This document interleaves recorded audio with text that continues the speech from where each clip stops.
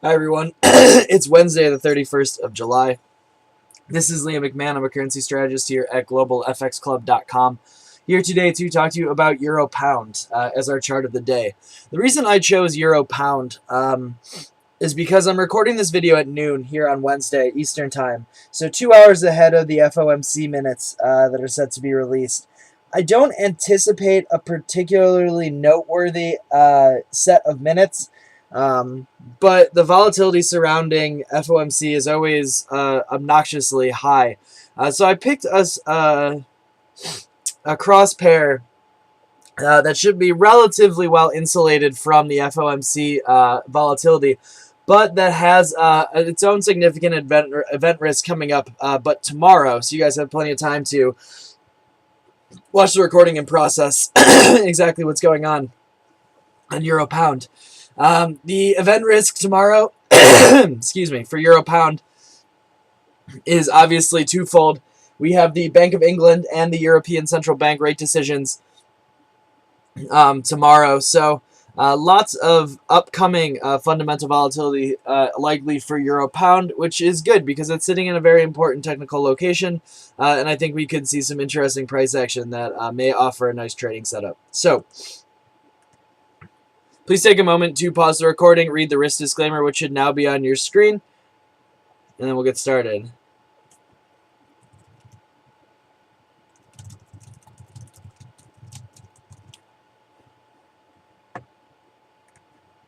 All right, so here we have the daily chart of Euro Pound. You can see we broke out of this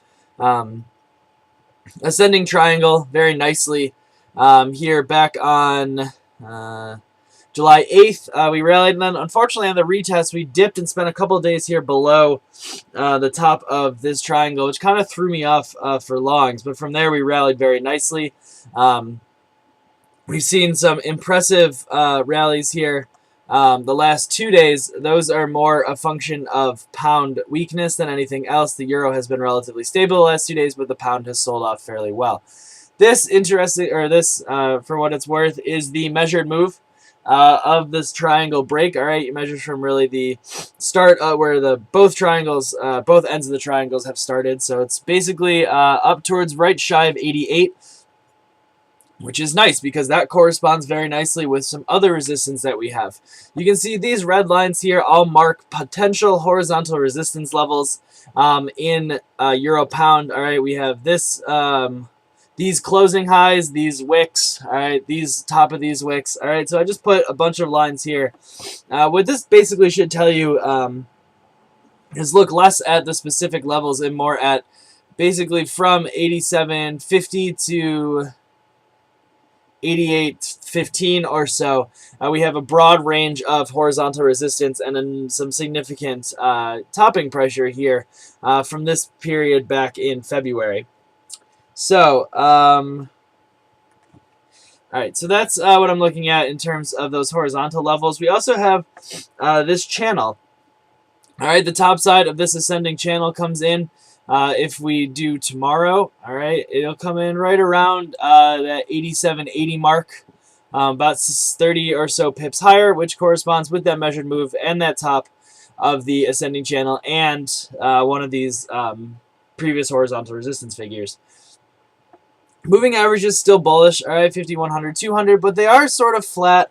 They've started to tick up a little bit here with this past 2-day rally. But what I'm looking at here is a pair that tends to move sideways for extended periods of time, having had 1, 2, 3, 4, 5, 6, 7 straight trading days of green candles right into a resistance area. My trade idea is essentially to look for a reaction off the Bank of England. All right, so if the Bank of England has a pound bearish reaction, which it did last time, we could easily see Euro Pound jump right up into that triple resistance area that I mentioned.